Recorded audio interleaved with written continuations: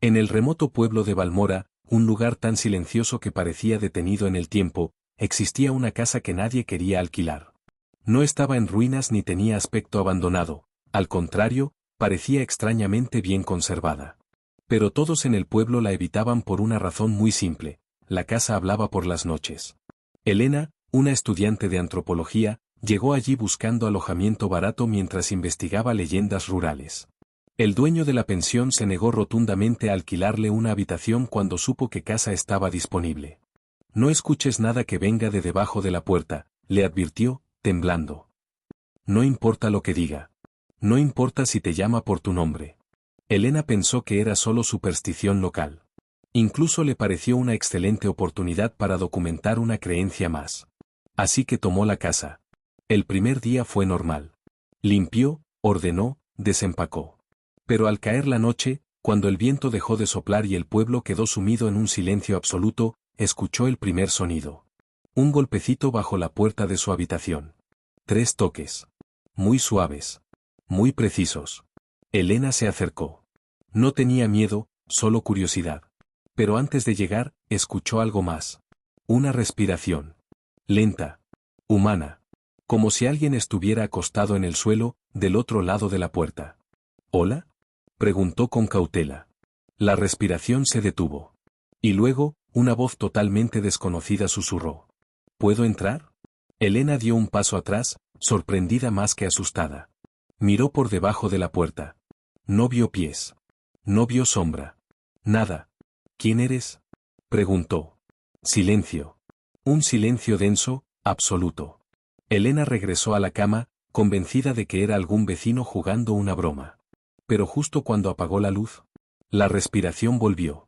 Justo debajo de su cama.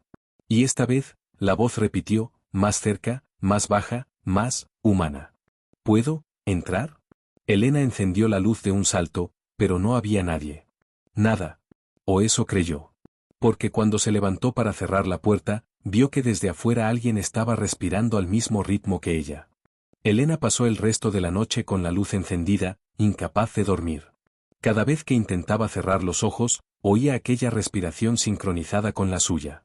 No era un sonido agresivo ni violento, eso lo hacía aún peor. Era como si alguien desconocido intentara imitarla, como si estuviera aprendiendo cómo debía sonar una respiración humana. A la mañana siguiente fue al bar del pueblo buscando explicaciones. El camarero, al verla pálida y ojerosa, no tuvo que preguntar. ¿Escuchaste al que vive debajo de la puerta?, dijo con una naturalidad inquietante.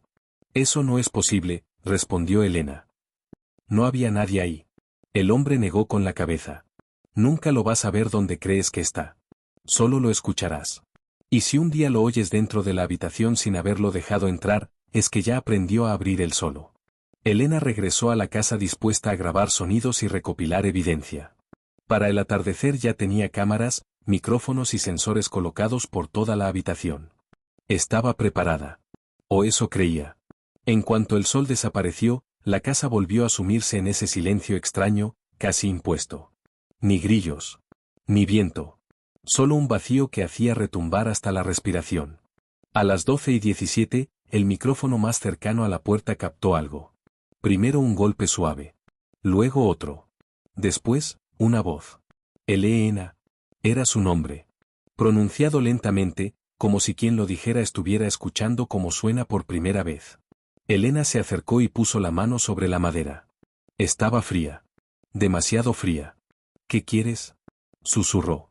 La voz respondió, imitando su tono, su cadencia, como un eco imperfecto que intenta aprender lengua humana. Entrar.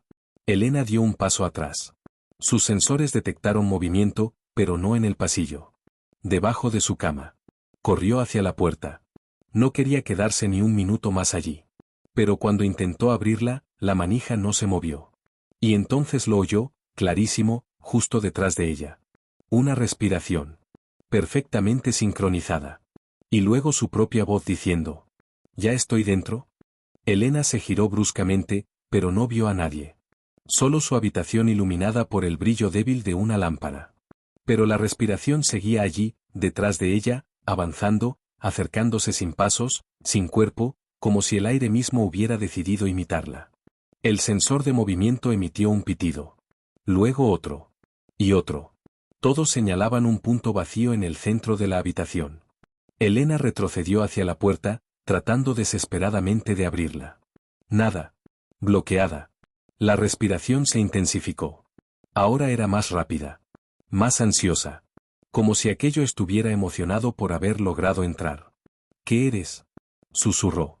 La respuesta llegó de inmediato. No con palabras humanas.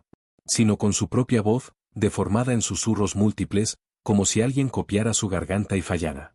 Soy, lo que queda, cuando alguien escucha demasiado. La lámpara comenzó a parpadear. Con cada destello, la sombra de Elena en el suelo se distorsionaba. Se alargaba. Se acortaba. Hasta que, en un parpadeo prolongado, apareció una segunda sombra al lado de la suya. Una sombra que respiraba. Una sombra que se movía. Una sombra que estaba, aprendiendo. Elena lanzó un grito y empujó la puerta con todas sus fuerzas. Algo cedió. Corrió hacia el exterior sin mirar atrás. El aire nocturno la golpeó con fuerza, pero al fin podía respirar por sí misma. O eso pensó. Porque cuando llegó a la plaza del pueblo, exhausta, se detuvo para recuperar el aliento. Y escuchó otra respiración junto a ella.